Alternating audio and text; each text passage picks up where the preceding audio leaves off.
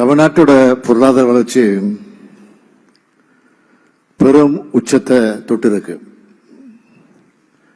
14 ஆண்டுகளுக்கு பிறகு, அதாவது மீண்டும் திராவிட முன்னேற்ற கழக ஆட்சியில் தான் இரட்டை இலக்க அந்த வளர்ச்சியை இன்றைக்கு தமிழ்நாடு எட்டியிருக்கு. இத நாம சொல்லல, ஒன்றிய அரசினுடைய புள்ளியியல் மற்றும் திட்ட அமலாக்க அமைச்சகத்தோட திருத்தப்பட்ட மதிப்புகளின்படி 2024-25 ஆண்டுல தமிழ்நாடு 11.19 விழுக்காடு வளர்ச்சியை பெற்றிருக்குன்னு பதிவு செஞ்சிருக்கிறாங்க. இந்த ஆண்டு தொடக்கத்தில் தமிழ்நாடு நிதிநிலை அறிக்கை தாக்கல் செஞ்சப்போ நாம் கணிச்சதை விட இது கிட்டத்தட்ட 2.2 விழுக்காடு அதிகம்.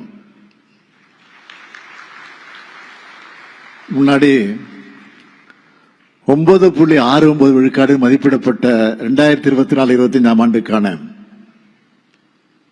தமிழ்நாட்டின் மாநில பொருளாதார வளர்ச்சி விகிதம் இப்போ 11.19 விழுக்காடா உயர்ந்திருக்கு. இதுக்கு முன்ன 2010-11 ஆண்டு நிதியாண்டுல நம்முடைய முத்தமிழறிஞர் தலைவர் கலைஞர் ஆட்சியில தான் தமிழ்நாட்டினுடைய பொருளாதார வளர்ச்சி 13.12 விழுக்காடா இருந்துச்சு. 14 ஆண்டுகளுக்கு பிறகு மீண்டும் கழக ஆட்சியில இரட்டை இலக்க பொருளாதார வளர்ச்சியை தமிழ்நாடு எட்டியிருக்கு. இந்தியாவிலேயே மிக விரைவா வளர்ற பொருளாதாரமா தமிழ்நாடு திகழுது. ஜெயச்சந்திரனின் அடடா ஆடியோ ஆஃபர் 5 முதல் 70% வரை டிஸ்கவுண்ட். இது வேற எந்த பெரிய மாநிலம் பெறாத மாபெரும் வளர்ச்சி. இது சாதாரணமா நடந்ததில்லை. பல்வேறு நெருக்கடிகள், அவதூறுகளுக்கு இடையில தான் இந்த வெற்றியை நாம் அடைஞ்சிருக்கிறோம். அந்த வகையில இது ரொம்ப ஸ்பெஷலான வெற்றி. இது தனிப்பட்ட ஸ்டாலினுடைய வெற்றி அல்ல. அமைச்சரவையில் இருக்கக்கூடிய ஒவ்வொரு அமைச்சர், அனைத்து துறை அதிகாரிகள், கடைநிலை அரசு ஊழியர்கள்னு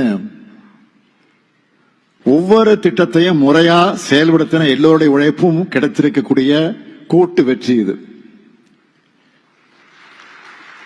என்னை நம்பி ஆட்சி பொறுப்பை ஒப்படைச்சிருக்கக்கூடிய தமிழ்நாட்டோட கோடிக்கணக்கான மக்களுக்கு இந்த நேரத்தில் இந்த வெற்றி செய்தியை நான் காணிக்கையாக்குகிறேன்.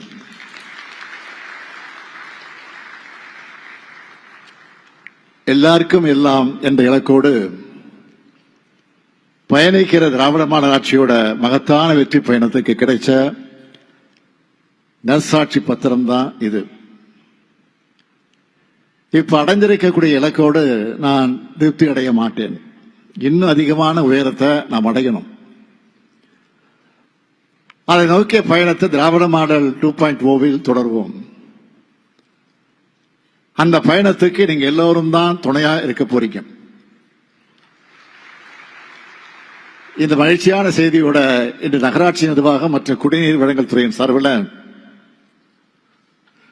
2538 பேருக்கு பணி நியமன ஆணைகளை வழங்குகிற வாய்ப்பை பெற்றதற்கு நான் உள்ளபடியே மகிழ்ச்சி அடைகிறேன்.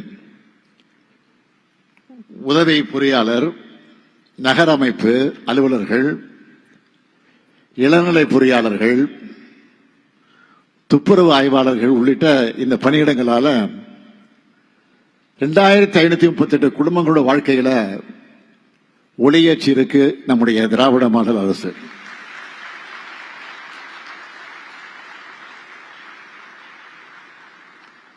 இளைஞர்கள் தான் இந்த நாட்டோட தமிழ் சமுதாயத்தோட அடித்தளம். இளைஞர்களை முன்னேற்றுவதும் முன்னேற வாய்ப்புகளை உருவாக்கி கொடுக்கறதும் தான் நம்ம திராவிட மாடல் அரசோட முதன்மையான பணி. திராவிட மாடல் அரசு என்பது இளைஞர்களுக்கான அரசு. அதனாலதான் நான் முதல்வன், தமிழ் புதல்வன், புதுமை பெண் உள்ளிட்ட திட்டங்கள் மூலமா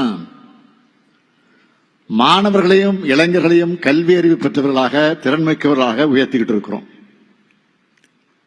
கல்வியும் திறன் மேம்பாட்டு பயிற்சி கொடுத்தா மட்டும் போதாது. இளைஞர்களுக்கு தேவையான தகுதியான வேலைவாய்ப்புகளையும் உருவாக்கணும்னு திட்டமிட்டு உழைச்சிக்கிட்டு இருக்கிறோம். இதனால உருவான வேலைவாய்ப்புகள் பற்றி புள்ளி விவரமா சொல்லணும்னா,